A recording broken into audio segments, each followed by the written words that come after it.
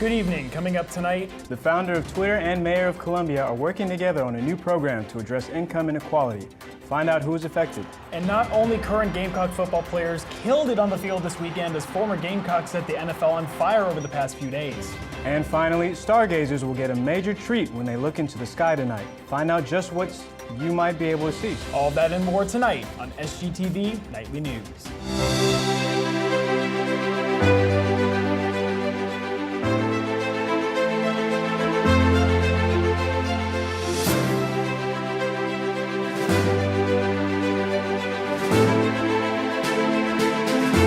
Live from the Kennedy Greenhouse studio, this is SGTV Nightly News.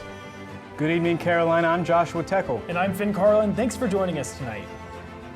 A guaranteed income pilot program funded by Twitter founder Jack Dorsey will begin supporting 100 fathers in the city of Columbia.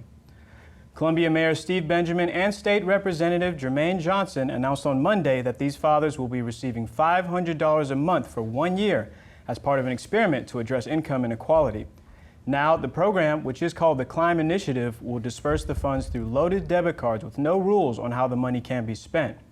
The end goal, identify trends in spending habits when income is guaranteed. All right, let's go ahead and get a look at the latest developments for COVID-19 around the state and here on campus. In South Carolina, COVID is surging once again with 3,552 new cases confirmed by SCDHEC across the state, totaling about 651,000 cases.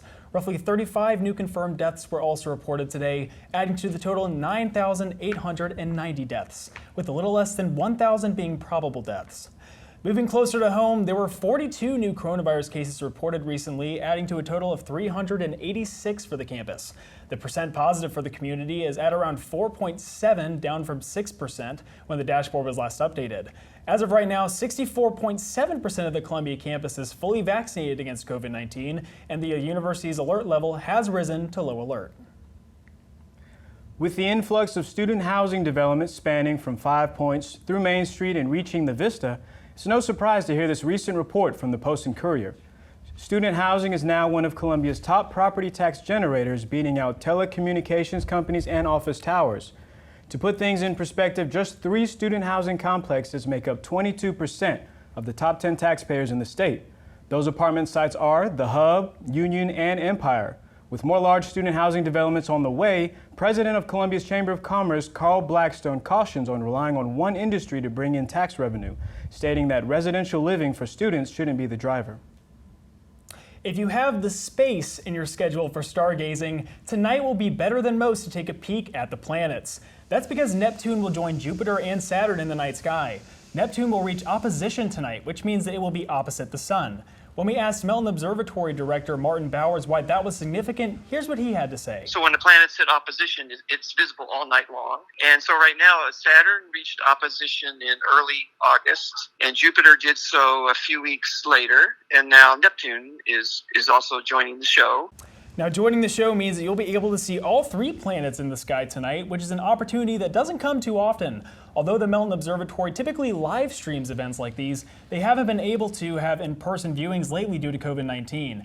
Now, Martin told us earlier that if you're planning on planet watching, to take out your telescope since Neptune won't be seen to the naked eye. Now, Josh, did you even know that this kind of thing was going on? Have you had the opportunity to look through a space telescope lately? I mean, I know that I haven't. No, I haven't either. I don't think there's never been at any point in my life that I've actually looked through a telescope. What? You gotta be joshing me. Yeah. Okay, I know that wasn't that funny, but when I was talking to Martin earlier, he said that this doesn't happen too often, so now would be the night to go and, I guess, buy a telescope right after the show tonight in order to look at those planets up in the sky. Yeah, if I can actually afford one, no problem.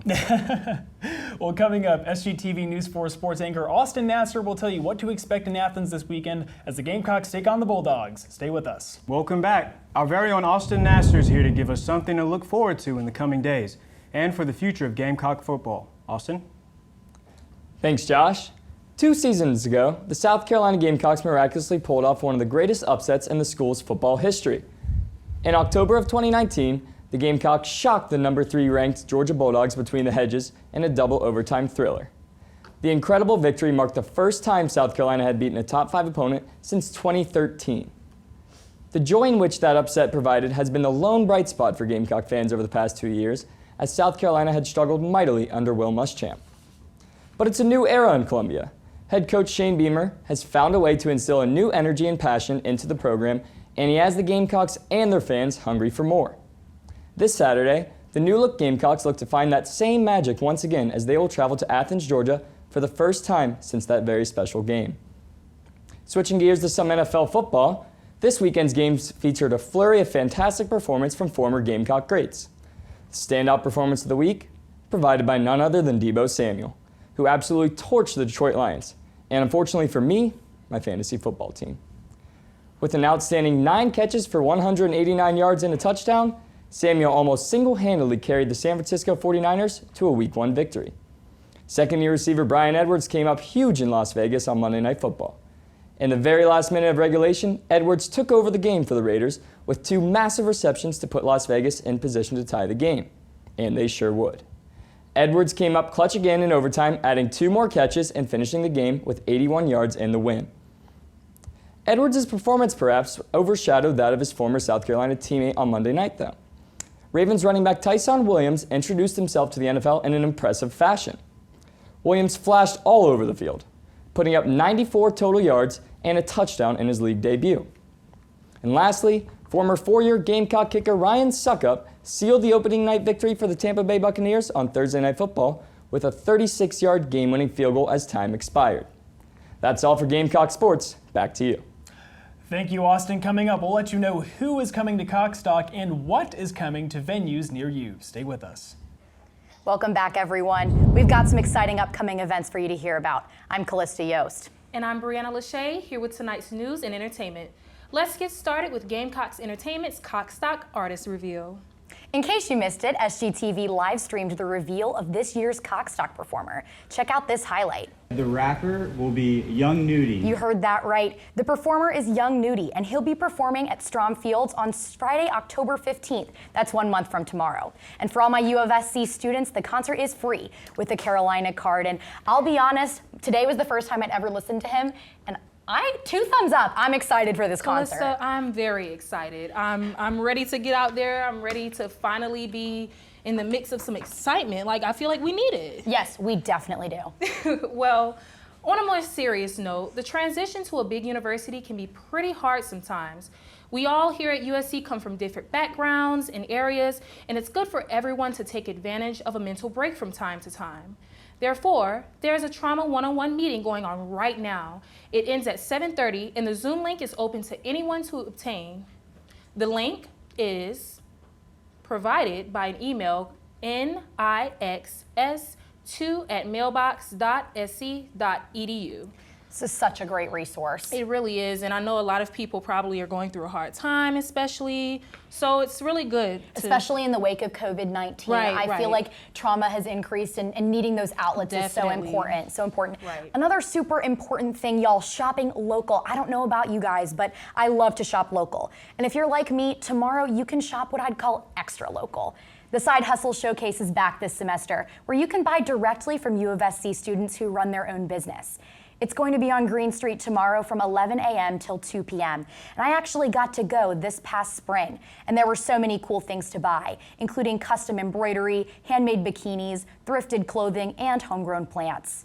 Actually, I'm pretty excited to hear that news. Like, I didn't know that this was going on. I know, it's going to be so cool, and I know a lot of students, even from our own J School, are going to be there selling their own businesses, their own products, so it's going to be really awesome. Right, pretty exciting. But calling all students who are part of any student organization, this one's for you. Following the previous event, a treasurer workshop will be held at Russell, room 303 tonight, hosted by the Student Body Treasurer's Office. This event will be pretty beneficial to gain info on how to get more funds for your prospective organization. The event ends at 8:30, so don't be late. That's so exciting to be able to know that you can just create that type of event for yourself and Right. create an organization, and the student body is here to help you do that. Right, Yeah, right. A gather lot the of funds. these organizations need funding, so I know. it's really And handy. I have tried to start a student organization. There's a lot of hoops to jump through, Yeah. and money's a big one, so that help is much appreciated. Well, that's all we've got tonight for entertainment. Coming up, meteorologist Caden Dinkins will let you know what to expect for this week's forecast. We'll be right back. Welcome back, Carolina. I do have some good news for you too as far as tonight. It is a little bit partly cloudy, but that sky is going to be a little bit clear, and it is going to be nice and warm for us with a low humidity and no rain. But that rain will start tomorrow with scattered showers. That Hurricane Nicholas off the coast of Texas will bring some moisture for us through, and with a chance of storms starting on Wednesday and ending on Sunday. Now, the state highs of South Carolina today, we started with 87 in Columbia, also 87 in Orangeburg. We stayed in the upper 80s in the upstate with 88 in Greenville and Rock Hill, 87 in Greenwood, and then a high of 89 in Florence. And then we jumped down to the coast. It's a little bit cooler. We jumped down under the mid 80s at 83 in Myrtle Beach, 85 in Charleston, and 86 in Hilton Head. Overall, a very nice day in here in South Carolina. Now, this week, like I said, on Wednesday, we will see some showers. It is only a 30% chance as of tomorrow. It will be a little bit scattered with a high of 87 and a low of 69. And on Thursday, we will see those storms stick around with the scattered storms with a high of 85 and a low of 70. On Friday, once again, we do have a slight chance of scattered storms, not a huge chance, but be on the lookout for it with a high of 87 and a low of 70.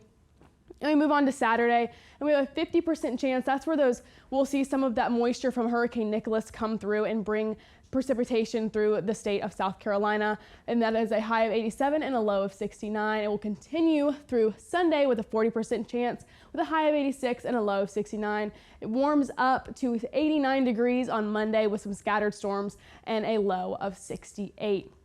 Now, right now in Columbia, South Carolina, it is 85 degrees. The dew point is 66. The winds are going south at 5 miles an hour, and the humidity is 54% with that precipitation on its way tomorrow. It is partly cloudy, but it is nice outside, but be prepared with those rain jackets following the rest of this week, and make sure to stay tuned for tonight's edition of Carolina Canines.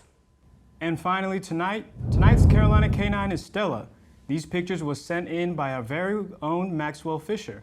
Stella is a Hound Terrier mix who was rescued from a shelter in 2017.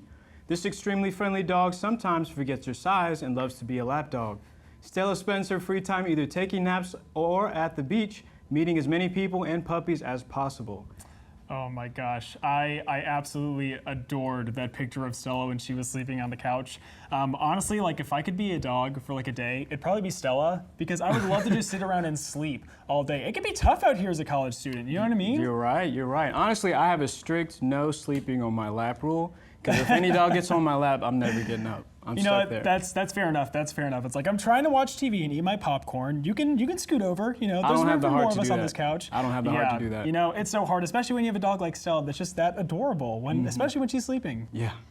All right. Well, that's all we have for tonight's edition of SGTV Nightly News. Be sure to follow us on Instagram, Twitter, and Facebook at SGTV at USC. To keep up with all of our content, be sure to also visit us online at sgtvonline.com.